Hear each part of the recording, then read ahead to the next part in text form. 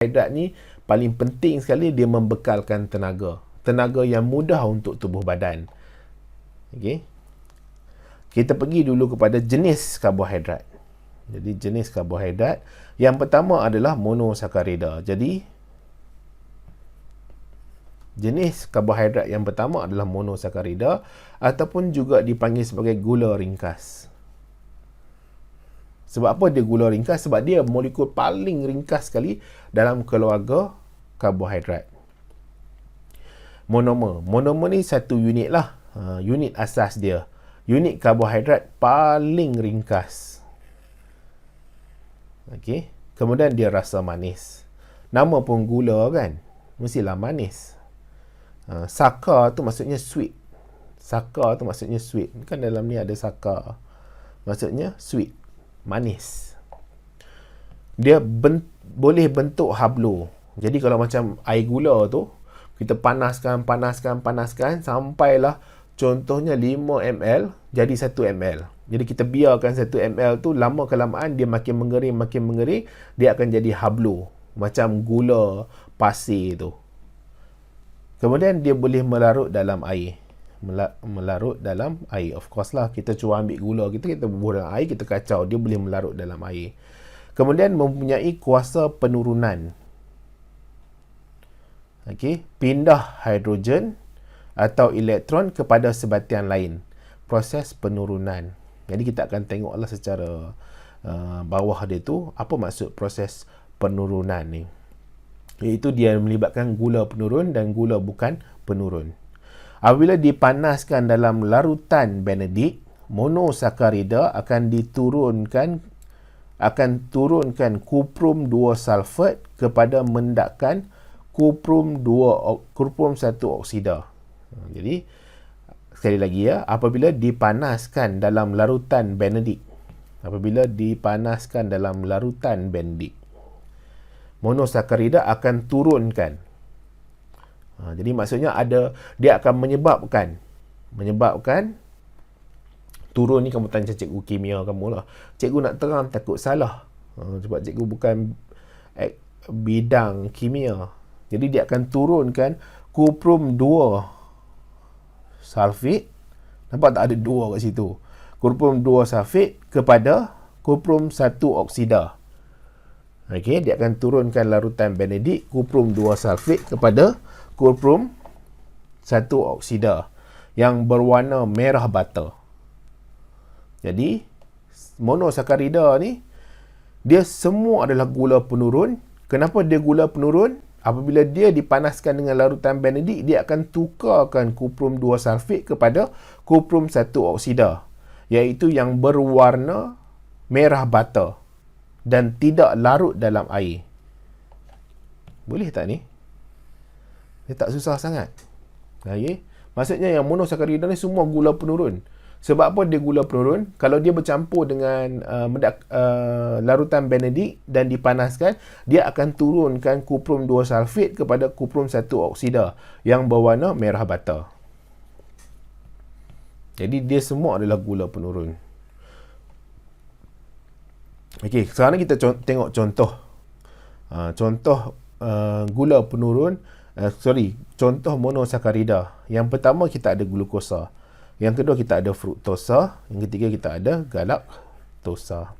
Jadi glukosa ni boleh jumpa dekat mana? Boleh ada dekat mana? Dekat padi.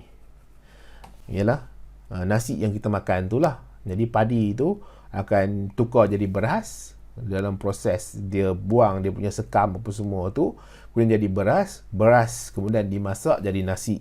Nasi itu sebenarnya mengandungi karbohidrat.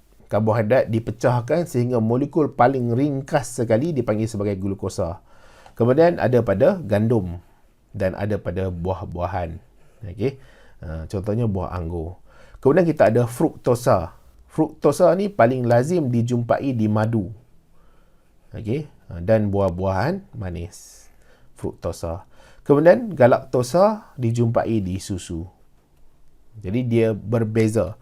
Maksudnya susu tu sendiri ada gula. Madu ada gula, buah-buahan ada gula, gandum ada gula, padi ada gula. Jadi maksudnya nasi yang kita makan tu sebenarnya dia gula lah. Sebenarnya dia gula. Sebab tu ada setengah orang dia tak minum manis apa semua, tapi dia suka betul nasi. Jadi kemungkinan dia kena kencing manis tu ada lah. Okay, sebab nasi tu dipecahkan, dia akan jadi gula. Maksudnya kalau kita makan mi Maggi kan, mi Maggi tu gula lah. Okay, bila dia pecah dia jadi glukosa, gandum kan, dibuat daripada gandum, tepung gandum. Ada yang dibuat daripada tepung beras, sama juga, dipecahkan jadi gula, akhirnya gula. Kemudian kita ada disakarida. Jadi molekul paling ringkas adalah monosakarida. Molekul yang seterusnya kita ada disakarida. Dua molekul monosakarida. Maksudnya molekul monosakarida tu, contohnya ni satu molekul. Satu. Dia satu lagi molekul. Dua. Dia adalah dua molekul monosakarida. Jadi, semua disakarida ni adalah gula penurun. Kecuali, semua disakarida adalah gula penurun. Kecuali ya, kamu dengar betul-betul, kecuali sukrosa. Jadi, bila sebut tentang gula ni, semua adalah gula penurun. Kecuali sukrosa. Sekali lagi. Sukrosa. Okey, sekarang ni kita tengok pemecahan kepada disakarida. Sebab pentingnya kamu ingat benda ni. Nanti akan kembali lagi kita nak lihat, nak fahamkan apabila kita masuk tajuk pencernaan. Jadi dalam tajuk pencernaan ni, tubuh badan nak cerna, dia nak pecahkan makanan-makanan yang kita makan tu kepada molekul yang paling ringkas sekali. Supaya nanti senang berlaku penyerapan di usus kecil. Dia nak serap, dia nak pergi masuk ke mana? Masuk ke dalam salur darah. Kenapa masuk salur darah? Sebab dia nak hantar ke seluruh tubuh badan. Seluruh tubuh badan tu dekat mana? Kat hujung tangan, hujung kaki, dekat kepala, dekat telinga, dekat lidah, dekat mata, dekat otak. Dia nak hantar semua nutrien-nutrien ni, nak dihantar ke sel-sel supaya sel tu dapat berfungsi. Boleh ya? Kita tengok proses dia. Proses. Pertama sekali, kalau maltosa.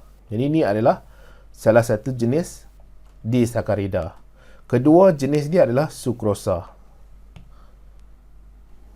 Tukar warna lain. Yang pertama adalah maltosa.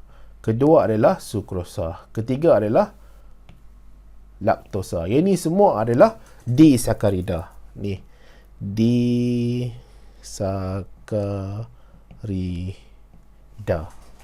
Okey. Satu lagi, sekali lagi. Maltosa, sukrosa, laktosa. Ketiga-tiga ni adalah disakarida. Jadi maltosa dengan laktosa ni adalah gula penurun. Sukrosa gula penurun ke tak? Bukan gula penurun. Okey. Jadi maltosa, kalau kita nak pecahkan maltosa, dia akan melalui proses hidrolisis. Warna hijau lah kan? Dia akan melalui proses hidrolisis. Pecahkan maltosa kena lalui proses hidrolisis. Hidrolisis maksudnya apa? Lisis maksudnya kita pecah, kita musnah, kita leraikan dia. Lebih kurang macam tu lah. Hidro tu menggunakan air. Jadi proses pemecahan menggunakan air. Jadi kalau kamu tengok yang tepi ni, semua ada H2O.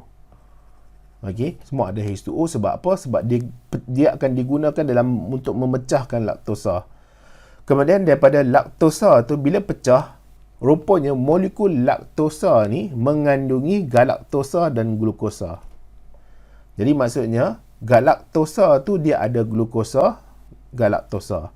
Jadi dia ada glukosa, galaktosa, dia bercantum. Jadi air akan pecahkan molekul tu H2O, dia akan jadi glukosa dan galaktosa yang terpisah. Jadi sebenarnya dia dekat sini. Jadi dia dekat sini, iaitu molekul glukosa kat sini, ni galaktosa kat sini. Apabila air pecahkan dia akan jadi satu persatu lah. Dia akan jadi satu persatu, glukosa dan galaktosa. Kemudian sukrosa.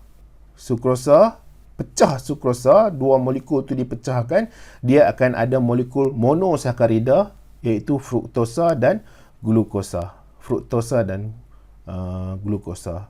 Kemudian untuk maltosa pula, bila dipecahkan maltosa melalui proses hidrolisis, dia akan ada glukosa.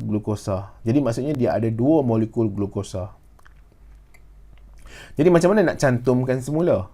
Contohnya, kita nak jadikan maltosa. Jadi dia dinamakan sebagai proses kondensasi. Kondensasi ni adalah proses hilang air.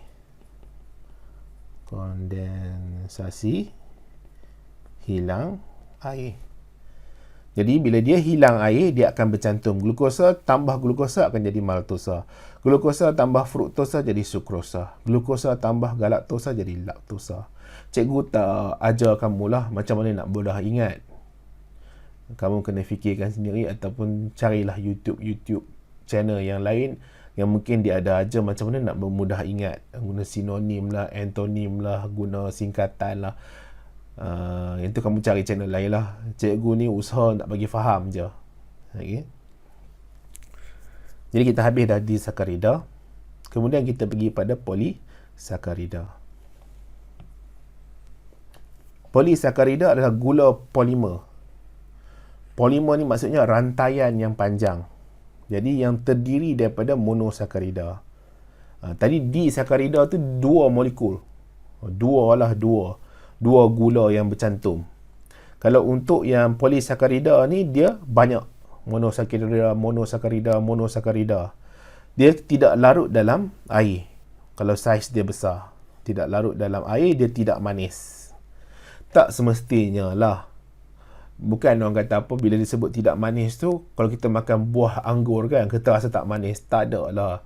Jadi kebanyakan dia tu tidak manis lah. Contohnya macam nasi,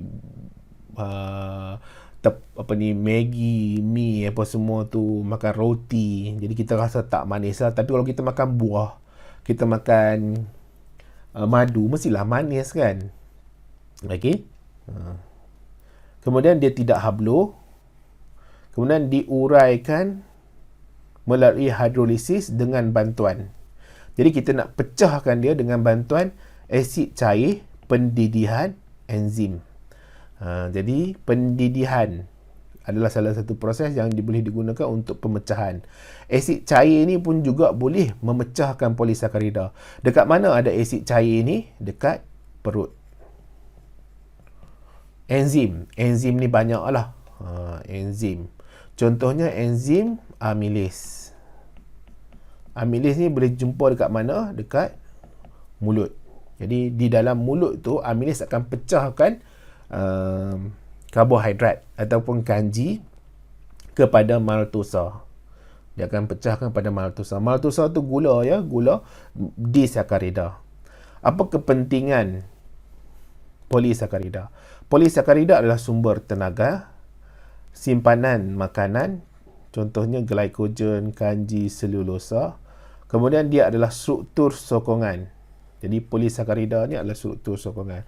Contohnya macam selulosa. Selulosa ni ada pada daun lah. Okay, ada pada daun. Jadi dia antara salah satu struktur sokongan yang bagi daun tu, bagi sel, dinding sel tu. Kemudian ada juga untuk perubatan. Contohnya ada kitin tu, benang pembedahan. Digunakan benang pembedahan. Maksudnya bila dia guna benang pembedahan ni, dia tak boleh sentiasa dia dalam keadaan yang kekal. Contohnya macam kalau plastik tu berjuta tahun dia nak reput kan. Jadi dia gunakan polisakarida, dia buat benang supaya nanti bila dah luka tu baik, penyembuhan tu dah berlaku pada luka tu, benang tu akan reput sendiri. Sebab apa? Kanji ni dia tak tahan lama. Pada satu ketika dia akan reput sendiri dan dia akan menghilang. Jadi dia reput sendiri, dia takkan membahayakan tubuh badan. Jadi dia gunakan untuk buat benang pembedahan. Jadi dia terurai selepas luka sembuh.